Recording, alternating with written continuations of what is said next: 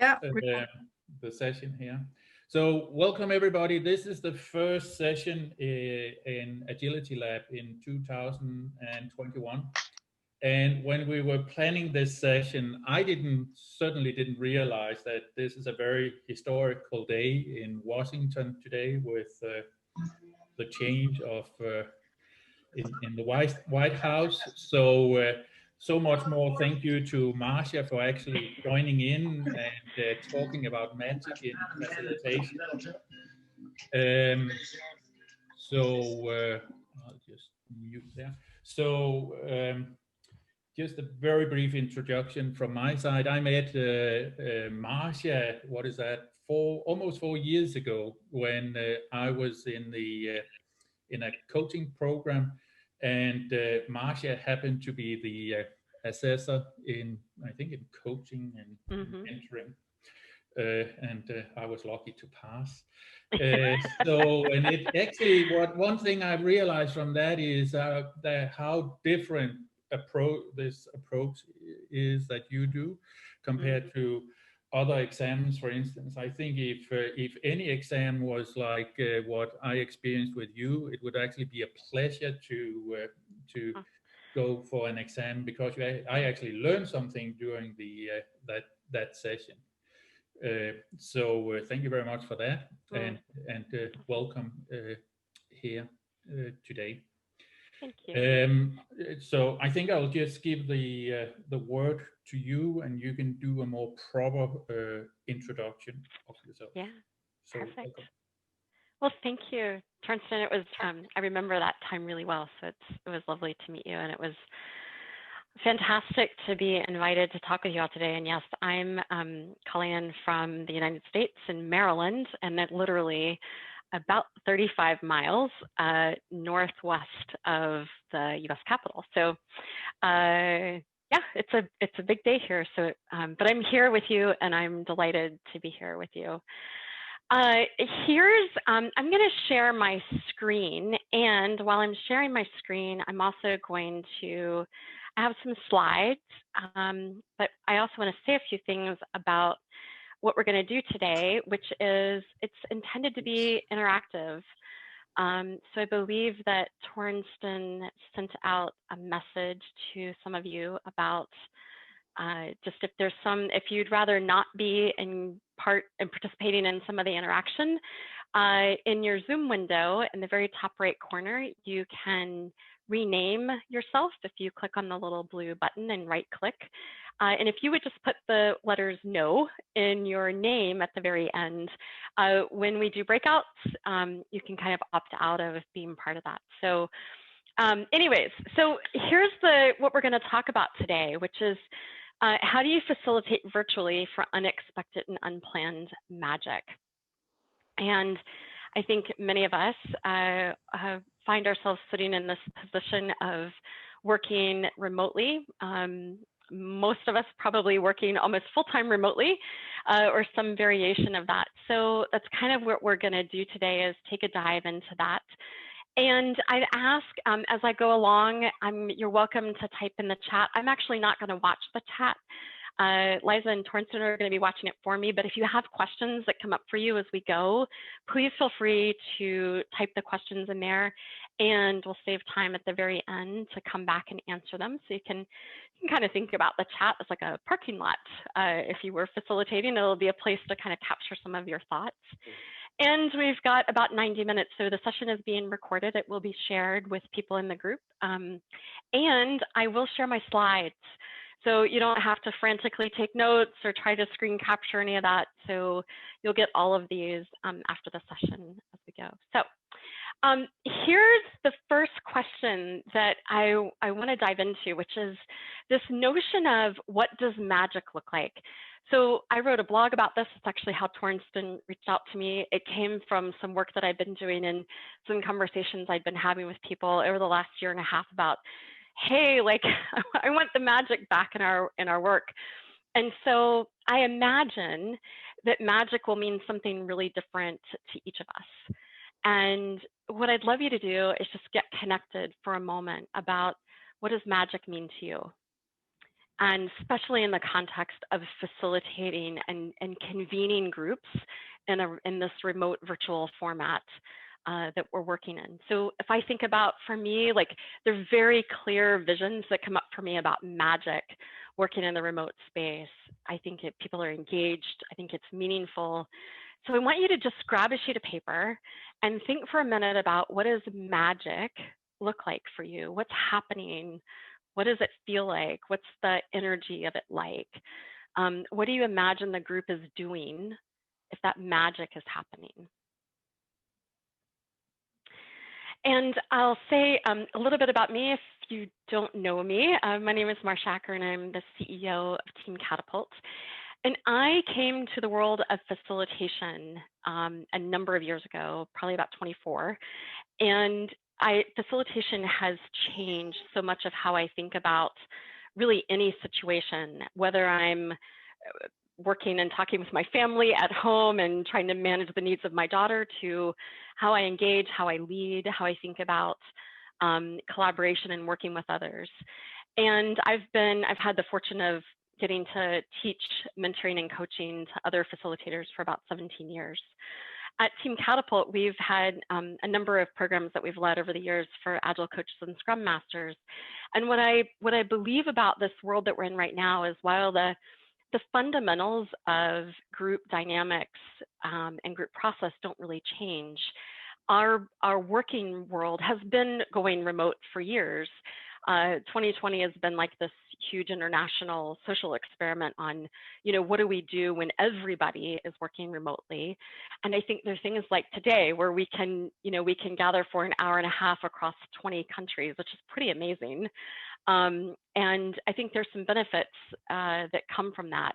But I want to share with you like a little bit of a confession.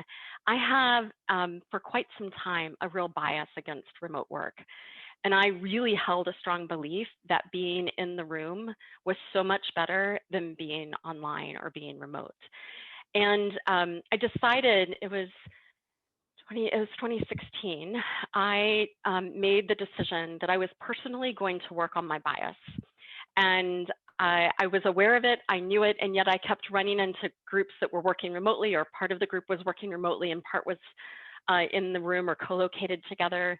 And I decided I wanted to go to work on my own mindset around virtual work.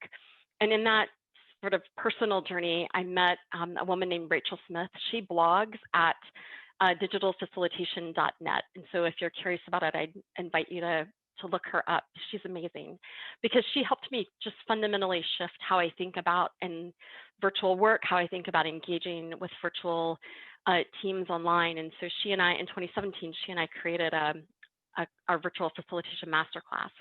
So prior to 2020, I felt like I had done a lot of work around this, and then 2020 has been this whole, leveling up about what we do for virtual work. But I think that one of the things that I really believe about virtual work is that in some ways it's better to facilitate online than it is in the room. And I think there's some things that lend themselves better to doing the work remotely than they would if we were sitting in a room together. And so even when we reach the day where we're back in the space and we can be co-located together, I think it's a great way to begin to think about what would actually be better to do online, and what would be the things that we would do face-to-face. So that's a little bit about me. And if you've been thinking about this question about what does magic mean to you, Liza, I'm going to ask Liza or Torsten, I'm not sure which. I would love to open up some breakout rooms, and I'm going to stop my screen share for just a moment. If you would take about 5 minutes, maybe 8 minutes, in breakouts to have this conversation around the question, what does magic mean to you? So share ideas, be inspired by others. You might build or change your definition, but come away with, like, what do you think magic looks like to you? What would be happening in the room? Yeah, and if I've been looking a little bit frantic or preoccupied, it's because I've been setting up the breakout rooms. So I think I have everybody organized now. So those that put no in the name, you will come in a separate breakout room, and you don't have to accept the to moving to the breakout room. But everybody else should be fine, and I'll open the breakout rooms now. Over to you, Marsha. Yeah. So you just got zoomed wherever you were at in that conversation. It now ended. So let's hear from a couple of you. Like, what are some words or phrases that come to mind about what does magic mean? So you can just shout them out. And if you end up colliding with someone else, that's okay, because collisions are just part of virtual work. So you'll sort out who's going to go first. So what does magic mean? Fun. Fun. Nice. Flow. Engagement. Flow. Say that again. Flow. Flow. Surprise. Something different. Something different. Nice. Engagement. Engagement. Unexpected. Unexpected. Yeah, I wanted to add, at home we are all the same. Ah. Great. What else? I want to add visual so that we can actually see each other. Yeah. Say presence, that everybody's really present and engaged and listening. Yeah. That's fun. What else? What's magic? A good laugh. A good laugh. No. Energy. Yeah. Passion. Awesome fun tools. Christian, what was that? I said awesome and fun tools. Awesome and fun tools, yeah. Yeah. Fantastic. Co-creation. Exactly. Yeah, coming from more than one voice. Nice. Yeah, I love the words like flow and energy and engagement and co-creating and presence, and like can you just imagine like what that's like? And then the question becomes like, to what degree do you experience that virtually when you're working online? And to what degree do people that are participating in your sessions experience that? So I think there's this question that I know we've certainly been pondering this year about, what does that look like online? And so let's dive in and experience it. Maybe we will co-create some ideas together this evening about what that means. So I'm going to share my screen again, and got a couple of slides that we'll walk through. There's a couple of, you'll get this in the slides, but this is just the alphabet soup that I have behind my name these days. And last week I'm celebrating the launch of my new book. So I'll talk about more of that, but a lot of what we're going to talk about today is also in the book if you're interested. I'll tell you more. So here's where we're going to go. There's a couple of ways that I want to share and sort of break down what I think about as some of the keys for facilitation behind, like, how do we create this kind of magic? And the first one is the facilitation stance, which we'll dive into. This is much more about the mindset. Like, what do you need to believe is true about groups and teams and how they work together in order to set you up for success as you think about creating a container and a space for teams to work together. So we'll look at that. And then the second part of today, we'll look at some of the common mistakes, and we could all name all the dysfunctions about virtual meetings. I'm quite certain you don't need me to tell you any of those. You can make your own list, but some of the mistakes that I think sit behind some of the dysfunctions that we experience, and we'll talk primarily about two of them today, which is how do you build trust among remote team members, and then what are some of the key steps in planning and design that I think really set you up for success. It's like the meeting begins before you actually get into the meeting. So that's where we're headed today. And I want to talk a little bit about the facilitation stance. So this is the mindset and beliefs that sort of sit underneath. So if you were to imagine, if you were to plant your feet firmly on the floor, if you're sitting or if you're standing, and just imagine that there are 5 principles that kind of form the foundation of how you stand in your presence as a facilitator. They would likely be 5. These are like 5 to get started with. They might not be totally yours. So it's like you can get started with these and create your own as you go. But kind of 5 guiding principles around the outer edge. And then you'll see in the center are 4 key competencies that set us up for success. So self-awareness and self-management, group awareness and group process. And I think the thing to note about the competencies is half of it is us, like who we are, what we think, what we believe, how we show up, our ability to be in command of our own behavior so that we can create a space for others. And then the second part of that is, how do we work with groups? So we're not going to talk about the competencies today, but I do want to give you a chance to explore the guiding principles, and they are holding the group's agenda. So not yours, but the group's, honoring the wisdom of the group, like the belief that the wisdom actually exists in the group, maintaining neutrality, which is often the one that people find the toughest. It creates this tension because, well, wait a minute, I also have an opinion or a point of view. And then upholding agile mindset and principles. So really bringing in the core essence of agility and what that means. And then the last one is standing in the storm. And storms might mean different things for each of us. So I'm going to ask Torsten to open up the breakout rooms again. And in your room, what I'd love you to do is just find one of these. So you might want to jot a note down so that you remember the phrasing. But what's one of these that you want to explore as a group? And here's what you're going to do. You're just going to make up the definition.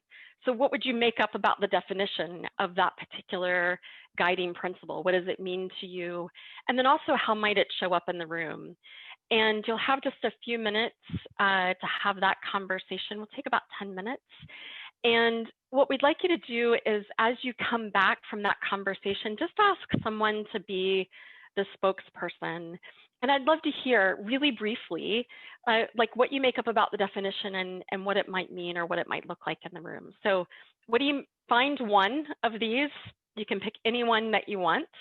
We're just going to go by numbers and assume that everybody will pick at least one of these. And what do you make up about the definition and what would it look like? And I will stop my screen share. Everybody will be back in 10 seconds. And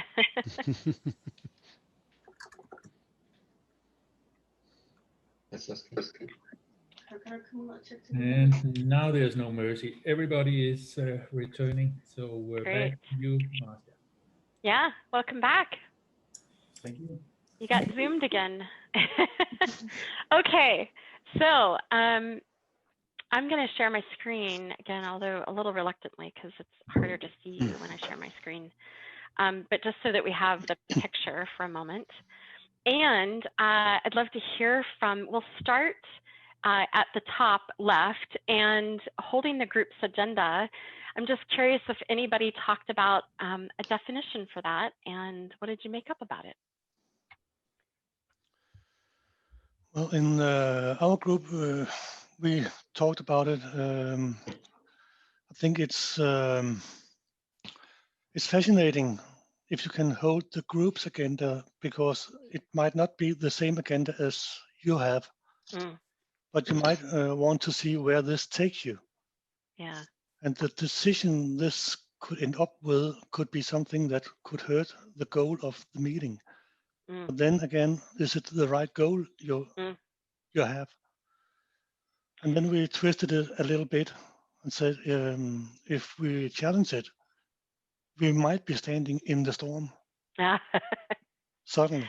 Yeah. And then what then? Yeah, I love it.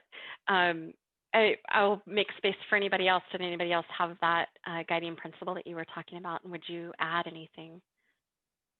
Our group also came to the same conclusion, actually, that the holding the group's agenda and the standing in the storm are kind of like this fine line between each other. And sometimes you're kind of you're just there, right? You're either going to try to hold this agenda, and then sometimes you're standing in the storm where maybe you want to let them kind of, finish this discussion or debate maybe that they're having, because maybe that will help. But you're kind of riding the line between the two. Yeah, they're all of these you'll start to see as you think about them. They're very artificially separated because they do lean and pull from one another. But it's exactly what you're pointing to. And sometimes we talk about little A agenda as like the thing that we said we were going to do towards a purpose. And then we talk about big A agenda of like, where is the group going? And sometimes there's this idea of a presenting agenda. It's the thing that the group says that they need to work on. And then there is a more emergent or developing agenda that actually comes from the dialogue as a team starts to pull things apart and begin to look at what's happening. You sometimes will run across, well, there's a whole different thing here that we didn't talk about, or there's something that's blocking us and getting in our way. So yeah, so nice. So let's move on to honoring the wisdom of the group. Was there anybody that chose to look at that one? Yeah, our group did. We were quite drawn to it. We all thought it sounds beautiful. And the way we understand it is that the facilitator has a sort of humbleness in taking a role that informs the participants that they're the ones to share and co-create in a way in the process, by sharing their knowledge. And then the facilitator's job is also to create the space for the participants to share, by making sure that everyone gets a chance to share and is heard. And by applying, I don't know, tools like you're doing now with splitting us into breakout rooms and then giving each a chance to share. And then the facilitator also needs to make the conversation flow, so it's take care that the process is unfolding. Yeah, I love it. Thank you, Andrea. Yeah, we also had some discussions, and it was taking the direction that somebody might hijack the agenda and make it his own meeting and so on. And here it's not only matter of listen to the group's wisdom, but also to take the responsibility as facilitator and do some guidance and shut off for box one. Yeah, I love it. Anybody else talk about honoring the wisdom of the group? That anything you'd layer in? Yep, we talked about this aspect that you need to also respect that you may not have the full picture, so you need to kind of crowdsource and also acknowledge that there can be two opinions of a matter, so there can be, and maybe one solution is not more right than the other. So yeah, I love it. It's there to key off of the thing. One of the things that you're saying is there's not right or wrong, but there's truth that will sit sort of underneath everything that people are saying, and there is this collective wisdom. A lot of times we're really good at blocking it or shutting it off, and through lots of different ways, through group norms, through just cultural norms that will happen, even cultural norms that will happen inside the organization that says this is valued, not that. So there are lots of ways that I think we get in our own way, or we block that collective intelligence, certainly when we come together for facilitation, certainly in a virtual space.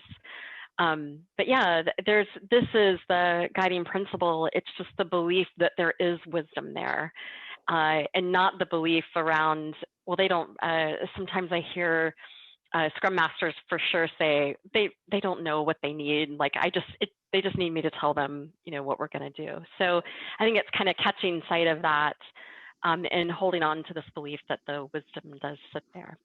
So nice. We're going to move down to the one just below on maintaining neutrality. Yep. Did anybody talk about that? Yes. Great. Go for it. Yeah, sure.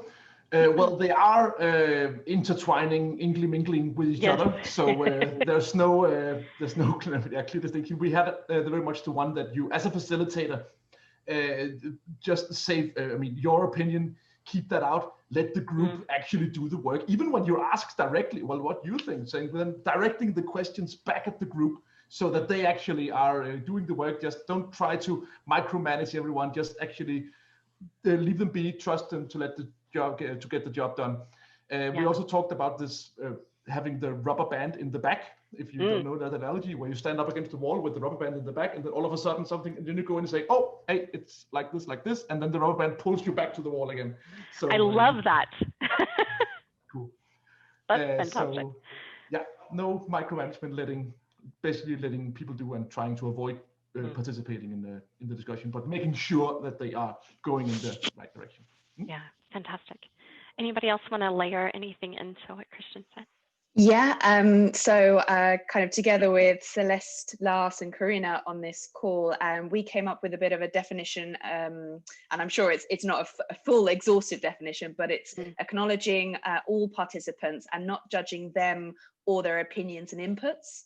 And some ways in which we thought that how do we see this in action was one about not displaying kind of a personal kind of opinion or favoritism or dislike for someone, actually leaving our emotional feelings about individuals in the meeting at the door. You know, we're coming into this neutral zone of the facilitator.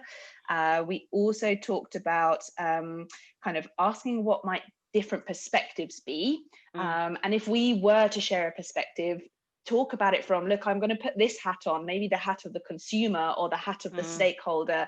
How would they react to what you're proposing to help keep the box open? And that was another one, you know, it's about helping the group not maybe steer towards groupthink and narrowing in on a solution too quickly, but really ensuring and allowing people to have all said their voice. I guess it links a bit to the group wisdom aspect. Through things like maybe asking yes and what else, anything else. So those are some of the ways in which we kind of saw that coming into action. Lovely. I love it.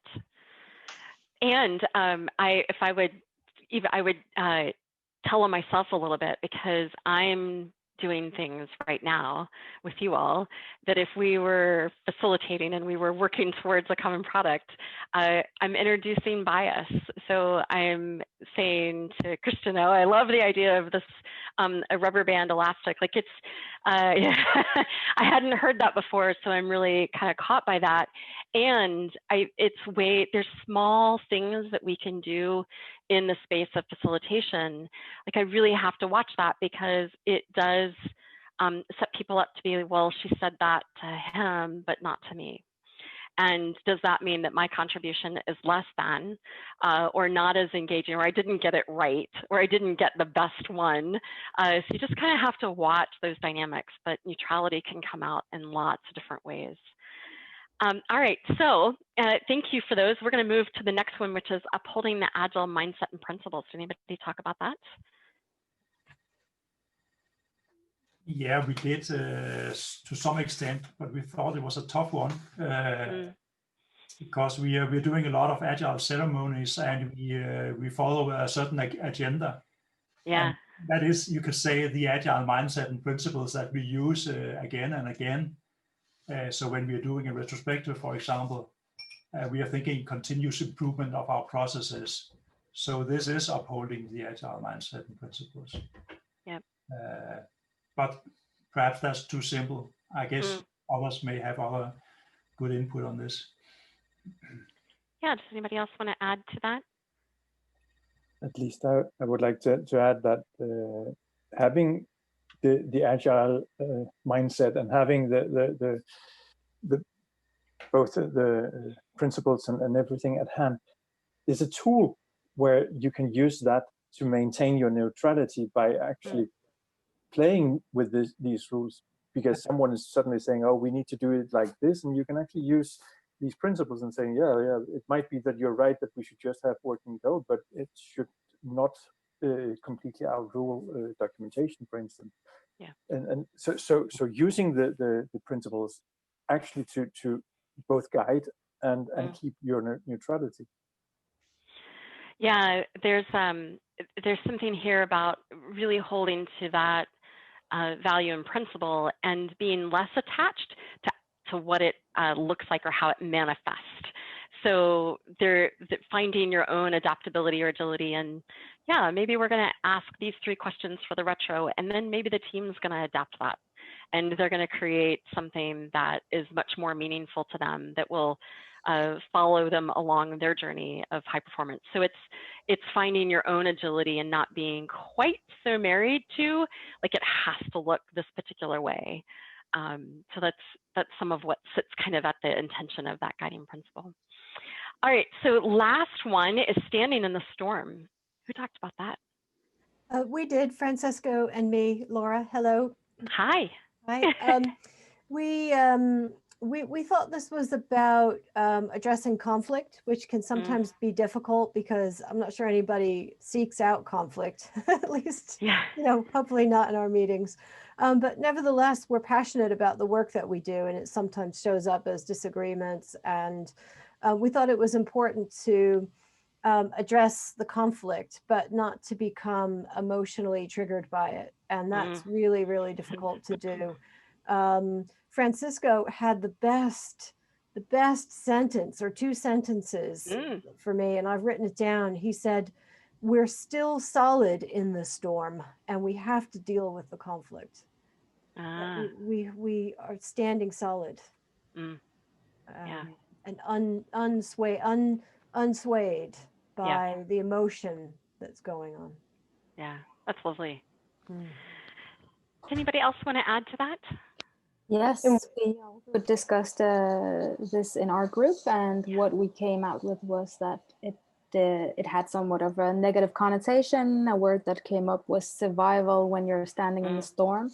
But in your role as a facilitator, your role or your main goal is to navigate out of the storm, so to say. And in order to do that, you would have to feel the temperature of the room, as we agreed on in our group, and that would be the point of this concept for us.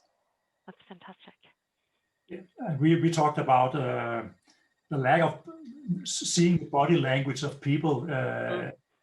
When you're not physically together, it can be harder to deal with conflicts. Yes. Yeah, it's not. Yeah, I'm loving what you're introducing, sort of that virtual aspect of it. And, you know, it's one thing to read a room. If we're standing in a physical room, there's lots of things that you can sense about body language and energy and tone of voice. And online, we do lean more heavily on tone and words and things that people are saying. And if I were to characterize, so yeah, standing in the storm is everything that you've heard others say.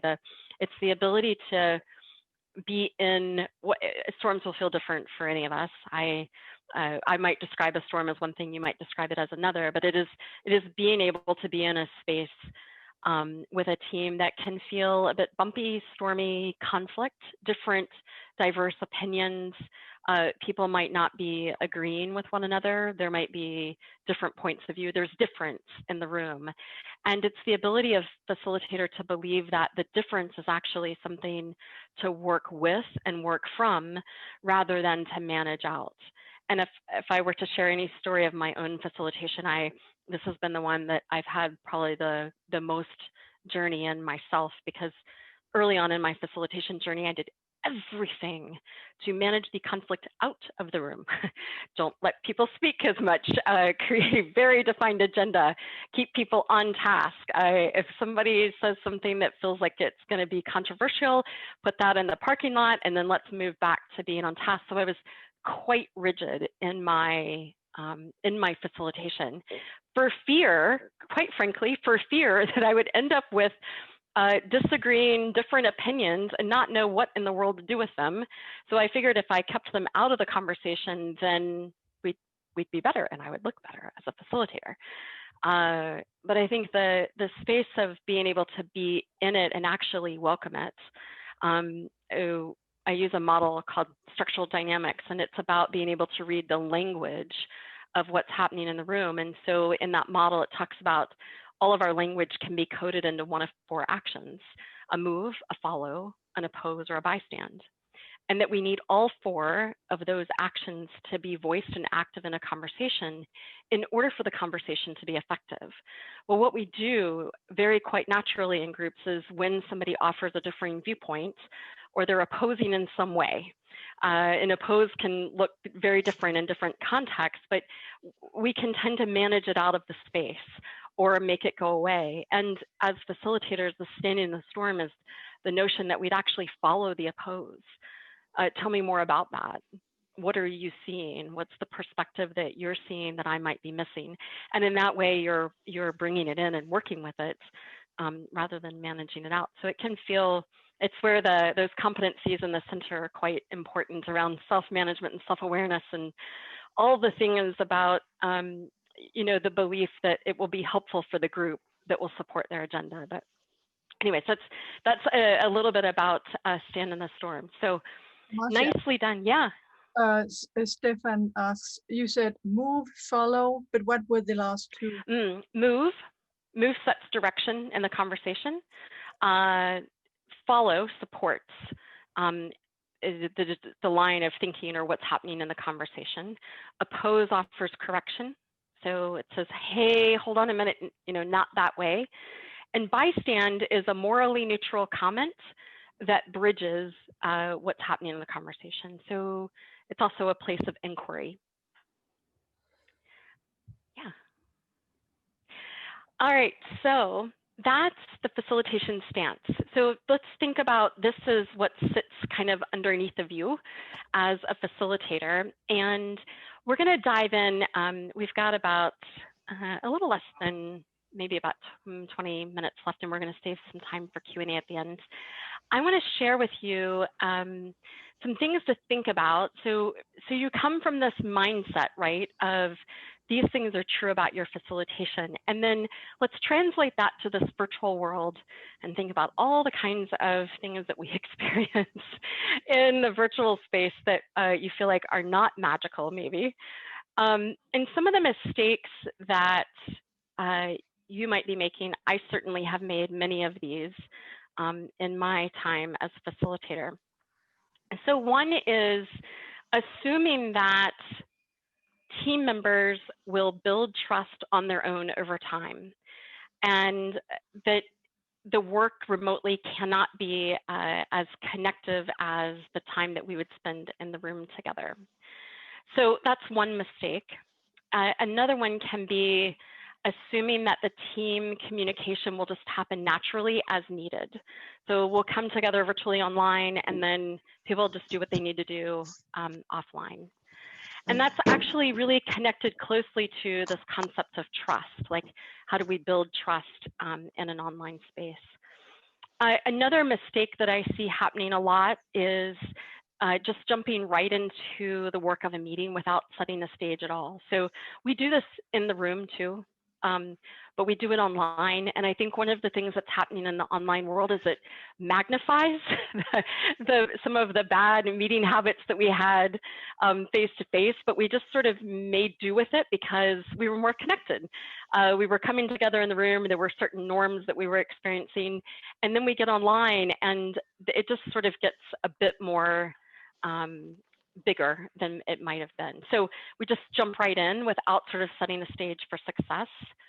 And then the other is assuming that your screen is a good indication of what others can see. So in this online space, if you've got multiple monitors or you're looking at something, you're screen sharing, it can be difficult to imagine what other people are seeing. So just knowing that.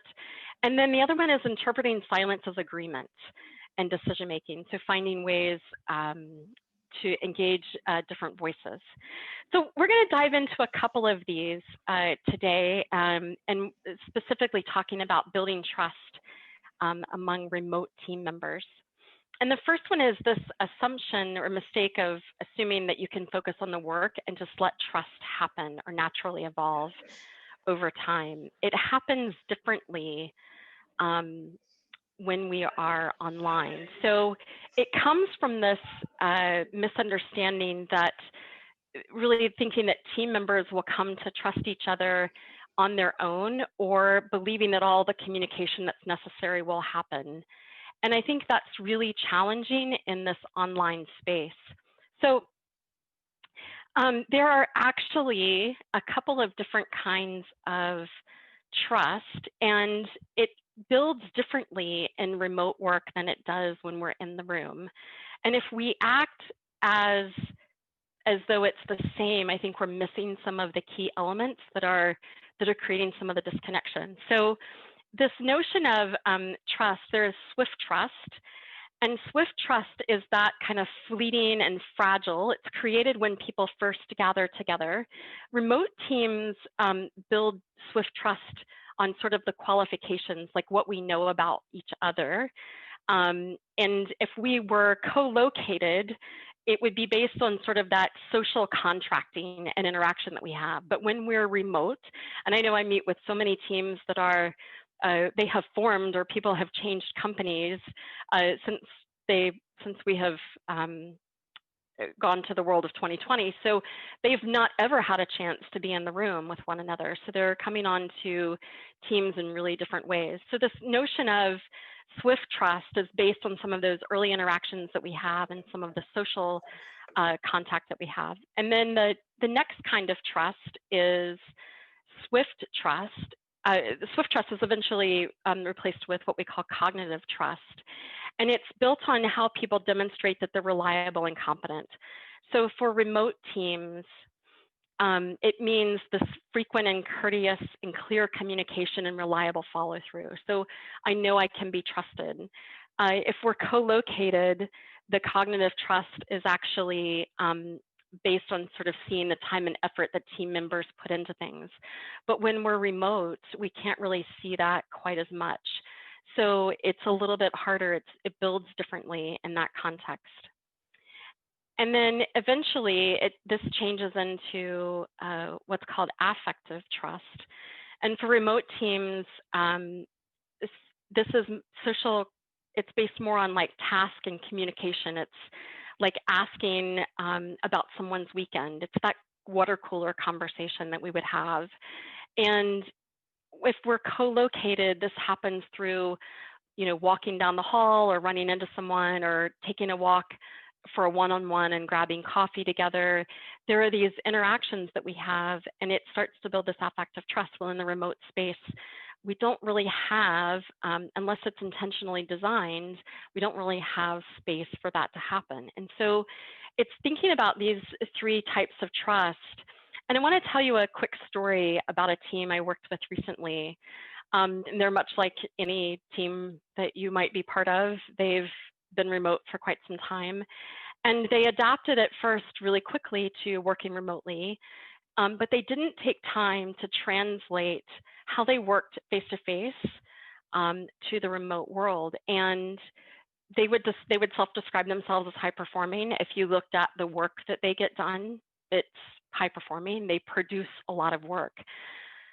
But what's happened is they got several months in and they were fatigued, tired, exhausted. And they felt like they would probably tell you they were missing some of this magic that used to happen when they were in the room, where new ideas would emerge. If somebody would just run to the whiteboard and scribble something out, those kinds of ideas came from their interactions.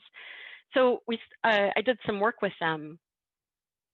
And they had been working together for some time. So swift trust and cognitive trust were pretty much there. But what was missing for them was more of this affective trust. They needed some doorways into that. And so after talking with them a little while, I realized some of the things that were happening, they were coming together. They were using Zoom just like we're doing today. But most everybody would turn their cameras off. They would mute because it was rude to leave their mics on. So what would happen is a couple of people would turn their cameras on, talk about what needed to be done. They were doing some work in some collaborative tools. Some people had access, not everybody did. And when we got together one day, I just said, look, here's the thing. We're going to start with everybody's mic on, mute off, and cameras on. And there's some initial pushback, and we talked through that. We worked, everybody's voiced their concerns about it. And after just a couple of hours of working in that way, people began to say, somebody said to me, I hadn't seen my teammates in over 5 months. And this has significantly changed. Like, it was just nice to be able to see people again. And so after that, they began to talk about ways that they could also create more of those offline moments. So talking about how would they work together, they created a Slack channel that was for not anything other than work. So they could talk about the things that they would talk about at the water cooler or over coffee. They could share memes or things, but they really wanted to create a space where they could talk about something other than work. They also began to schedule time to eat lunch together. They did some team building activities where they would virtually like prepare a meal, and they'd turn on Zoom and everybody would have the different things that they were preparing, and they would share recipes together. So they really started to incorporate this notion of just getting to know each other and getting to build more of that affective trust and time where they weren't talking about work. One of the other things that they would do is create space for the magical moments. So if they had some ideas or they wanted to share something, they would create sort of some breakout rooms where they could go over to a mural board or a Miro board and just begin to brainstorm some of those.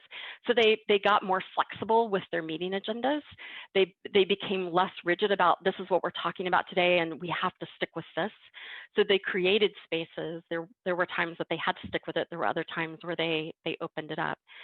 I think the thing about them, they also, turning mics off, mute off, mics on. One of the things that we miss so much, if we were all sitting in the room right now, you might hear people whispering or something, but you'd also hear people sighing or giggling underneath their breath, or you might hear some background noise. And when mute is on for everybody, it is like a void. It is as though you are talking into a void. And so for teams, some of that affective trust is just built by somebody being able to say, oh, yeah, me too, or hear the giggle or the laugh when somebody says something that's somewhat remotely funny or interesting. So those are some of the ways that that team began to build trust. So it might seem like magic, and really there's no magic to any of it. It's just having some understanding about how teams grow trust and what's different about it. So it does understand that it builds differently online than it does face-to-face.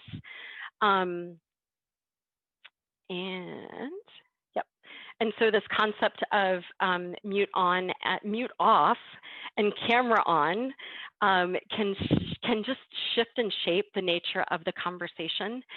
And making time to connect with everybody at the beginning of a meeting. So one of the other things that this team started to do, we do it in pretty much all of our work, is the notion of having a check-in. And the check-in question, sometimes it relates to what we're going to be talking about, but sometimes it just is about the person. So what do you want to say to get present today? Or what's one thing on your mind? Or what's your frame of mind as you're coming in today? And we go around the room and we hear the virtual room and we hear everybody say something. And people can opt out of it if they want, but the point of that is to warm up voices and get everybody's voice in the room so that at the very beginning of the meeting, we've created a space just for people to contribute to something. Otherwise, you can leave meetings and an hour later, you might not have ever heard somebody's voice. The other idea is to create spaces where people can connect informally. So there's lots of tools, Slack, creating online boards where people can explore different things. And then building brief social exchanges in the working sessions, both in the session and then sessions that are completely set aside for not work, but fun things. And then doing even what we've been doing here today, using pair discussions, changing the size and the shape of the group, purely social events. So anything that sort of mixes it up and changes the frame that people are engaging in can support this notion that trust builds differently. So trust is one thing, and then the next thing that I think is important as we talk about trust, because what you might be thinking, maybe you're not, but what you might be thinking is, but we have meetings all day long. I don't have time to spend more time having more social meetings or taking time to do check-in at the beginning of our session. I think the key to that is finding your value around what are you experiencing now? What part of that magic do you want to create? What part of trust and connection might be missing from that magic? And so some trust traps, I think, to avoid. The trust, it has to be genuine. So those trust falls that teams will often refer to as the thing that they don't ever want to do. This isn't about creating the online version of trust falls. So it has to be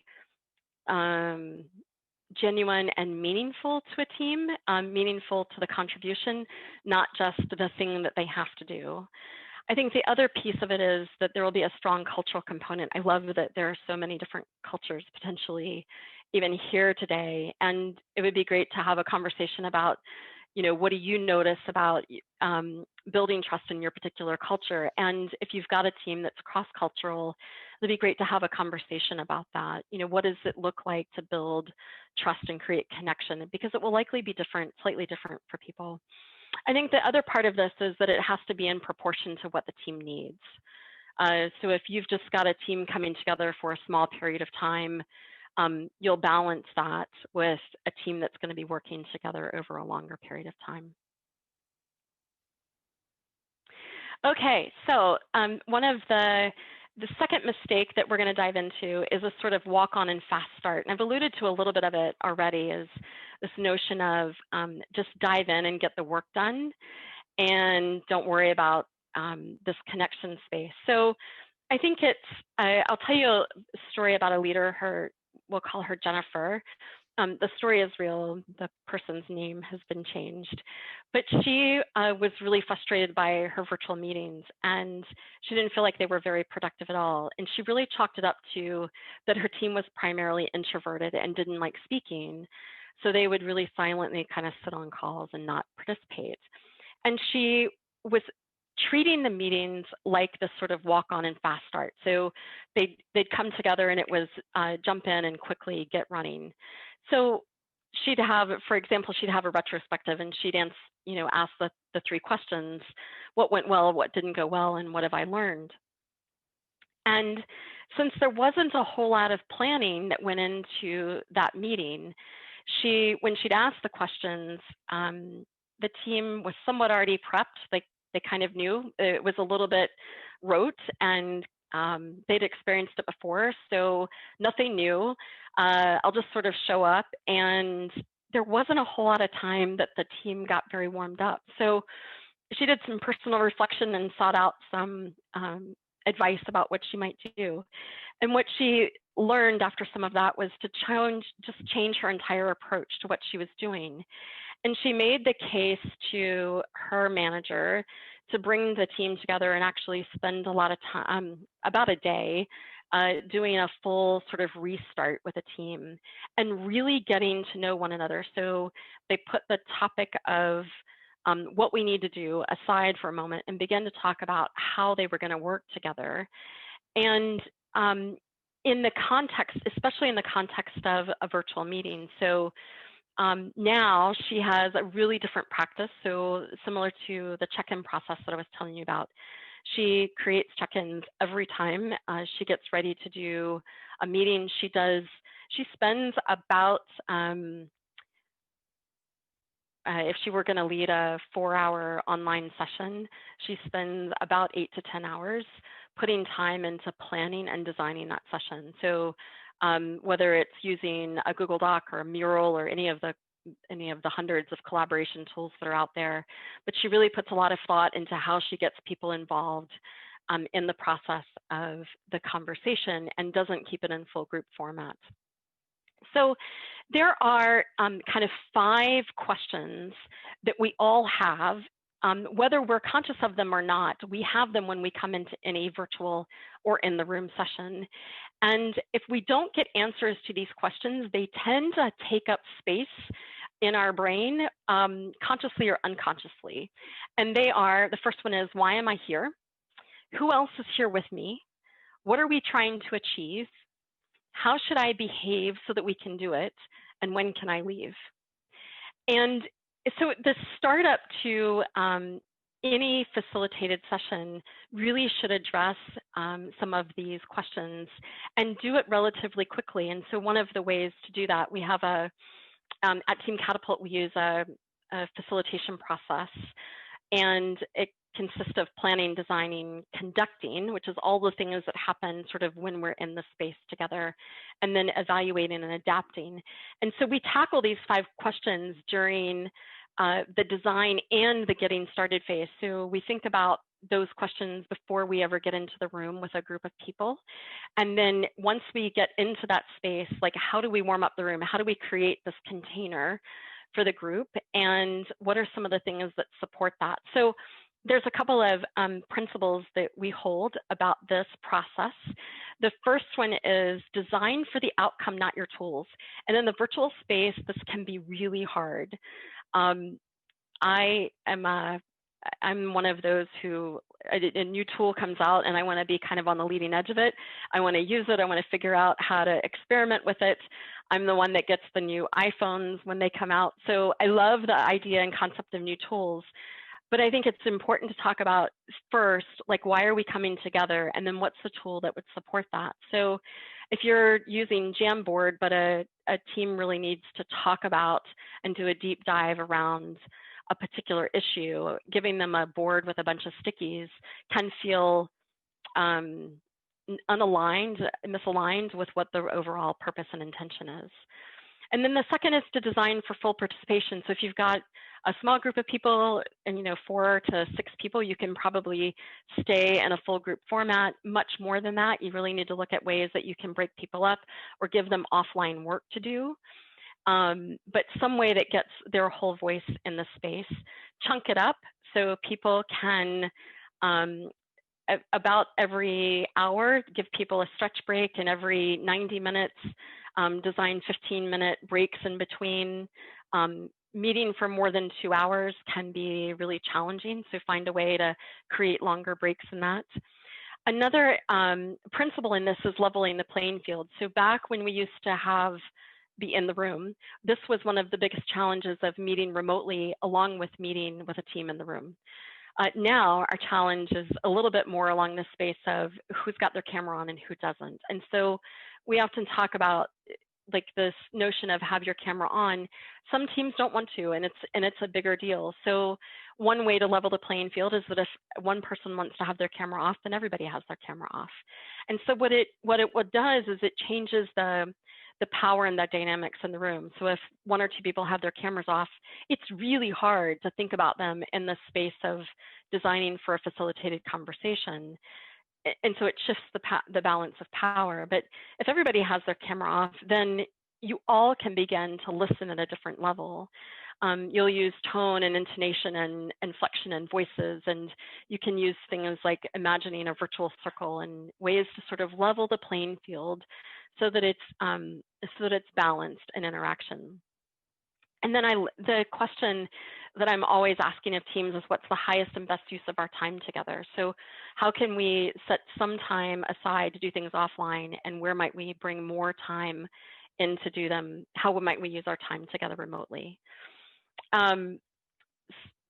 Stretching things out over more than one session, recognizing that it might take more than one session, and letting go that virtual is never as good as face-to-face.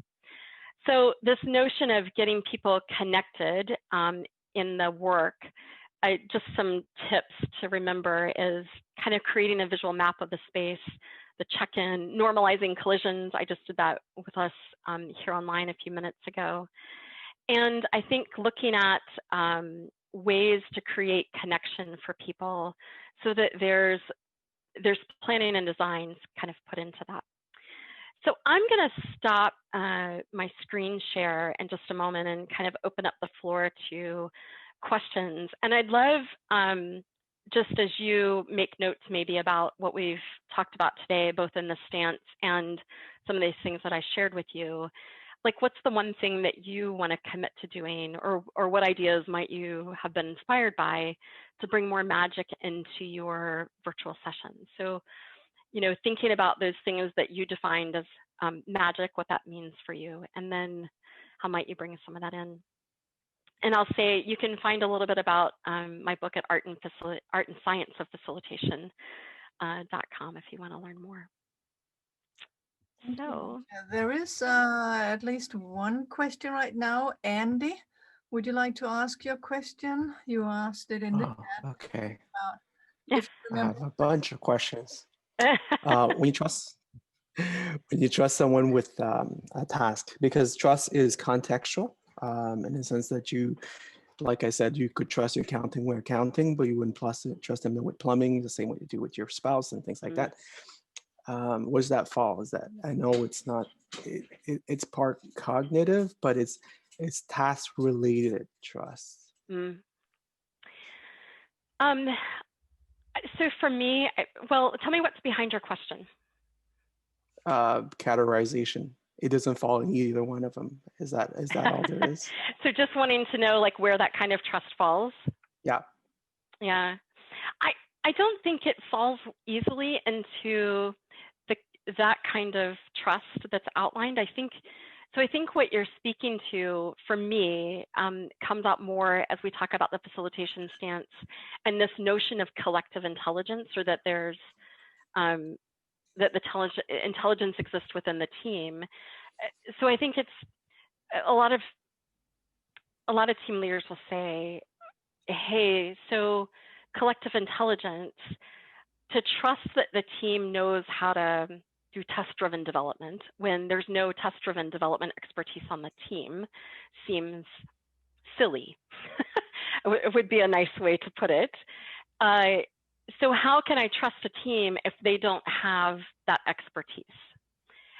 If we were to really stand into that cornerstone and guiding principle of believing that there is collective wisdom, what I would believe is that there's, as a need or a gap emerges in knowledge, that I'd want to trust the team to be the ones to raise their hand and say, I don't think we have that knowledge here. I think that knowledge is missing.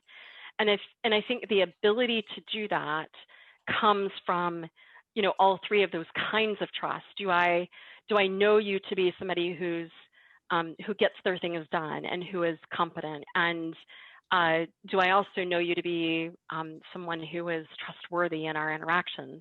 I think trust sort of lays the foundation for that, but it's the team's ability to say, hey, we're missing this, or that piece of knowledge doesn't exist here. Does that make sense? I'll follow up with this knowledge. They do know that nurses go see the other nurse that they trust, not for their competency, but because of their personal knowledge with the other person. You know, it's like if they need some medical advice and things like that, they go see the ones that's closest to them in terms of relationship. Yeah. So to me, when I start with a new team, is I ensure to have a liftoff, like to have a session where you informally know other colleagues. I set up a game so you know, Personal Map 3.0 is a good one, but it's too long. So I do have other games so that you get to know someone informally without your work mask on. Like I know what you do as your role, but I need to know, you know, your personal family settings and things like that. So they build that trust. They have the common uncommonalities, so that they build that affection, trust from the beginning, and they have that trust. At least they have someone to talk to, and they know that the person they approach could not be the best at the technical advice, but they could, you know, It's because what happens is we don't want to show our vulnerability to someone else in the workplace. We have always compared this social status we have within their team. So we don't want to do that. And once you have that trust barrier through, that's when you're able to be vulnerable and say, I don't know about something. So that's how I established it for my team. So I built the team so that you build the informal connection first. Love your story. Thank you. And Frank, you have a question to Marsha. Feel free to ask. Yes, now we have talked a lot about virtual meetings only, but hopefully mid or late this year, we will also get back to the hybrid meetings. So do you have any recommendation to how to facilitate hybrid meetings when you have a bunch of people in the room and some of the participants being participating virtually? I have a perspective on it, and it might not be a popular one, but I think one of the things that I have loved about 2020 is that we leveled the playing field. And if you've ever worked with any teams that were hybrid before, the ones who were not in the room would likely tell you that 2020 was their year. They finally felt heard, equal, not marginalized, part of, and this one of the things that I think happens with hybrid teams is they develop this split identity. There's us, and then there's them.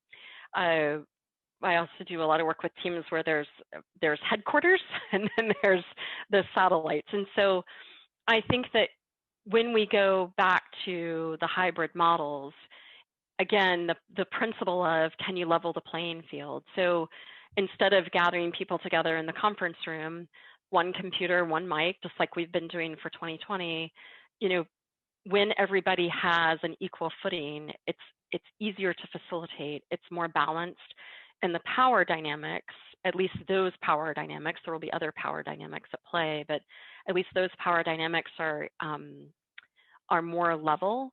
And it's easier for you as a facilitator to design sessions where you're using online collaboration tools. And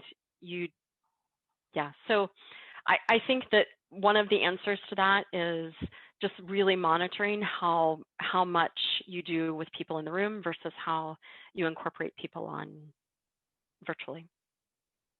Thank you. Yeah. Can I answer to that too? Yeah. At the Atlassian conference this year, they had Trello. Trello have a lot of remote workers. They do have on-site workers as well. The way the default is, if as soon as there's someone remote, everybody goes remote. Just, you asked about hybrid because you'll find it very hard that two people talk in a room and the other people, it's like, I can't hear what's going on, so everybody has to go remote. That's how Trello works. Yeah.